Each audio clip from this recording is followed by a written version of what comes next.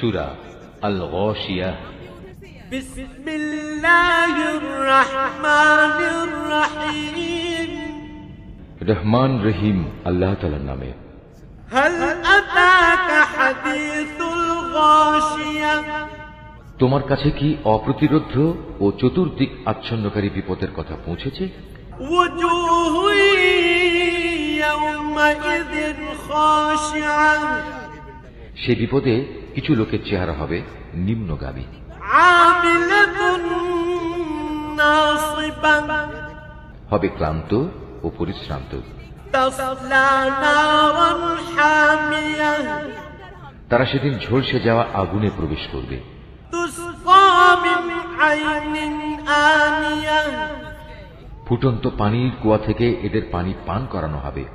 লাইসা লাহুম তাআমুন ইল্লা মিন দারি'আ। খাবার হিসাবে কাঁটা বিশিষ্ট গাছ ছাড়া কিছুই তাদের জন্য থাকবে না। লা ইউসমিনু ওয়া লা ইউগনি মিন জু'।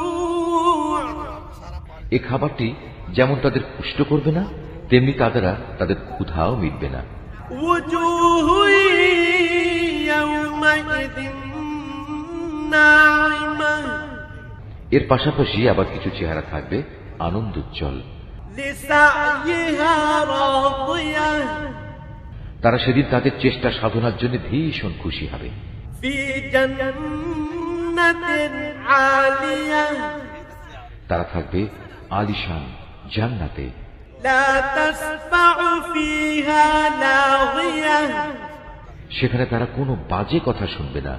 ফিহা আইনুন জারিয়া। তাতে থাকবে প্রবহমান ঝর্ণাধারা। ফিহা সুরুরুম মারফুআ।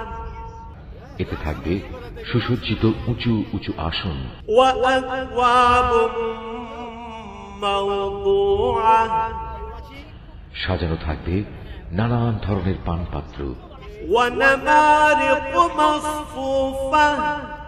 আরাম আয়েশের জন্য থাকবে সারি সারি গালিচা ও রেশমের বালিশ। ওয়া সারাবিয়্যু মাবথুসা। আরো থাকবে উৎকৃষ্ট কার্পেটের বিছানা। আফালা ইয়ানজুরুনা ইলাল ইবলি কাইফা খুলিকাত। এরা কি উটনির দিকে তাকিয়ে দেখে না কিভাবে তাকে সৃষ্টি করা হয়েছে? ওয়া ইলাস সামাই কাইফা রুফিআত। আকাশের দিকে দেখে না কিভাবে তাকে উঁচু করে ধরে রাখা হয়েছে?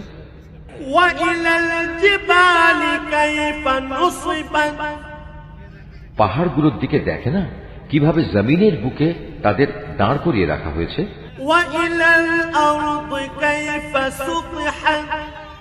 দেখে না জমিনের দিকে কিভাবে একে সমতল করে পেতে রাখা হয়েছে?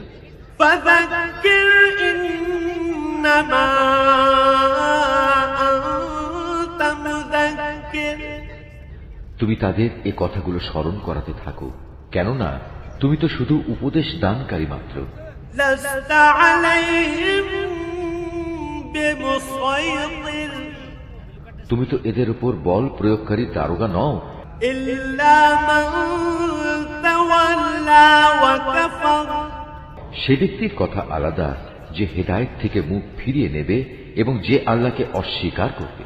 ফায়ুআযিবুহুল্লাহুল আযাবাল আকবার। আল্লাহ তাকে অবশ্যই বড় রকমের শাস্তি দেবেন।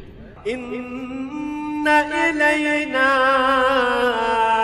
ইয়াবাহুম। অবশ্যই তাদের প্রত্যাবর্তন হবে আমার দিকে।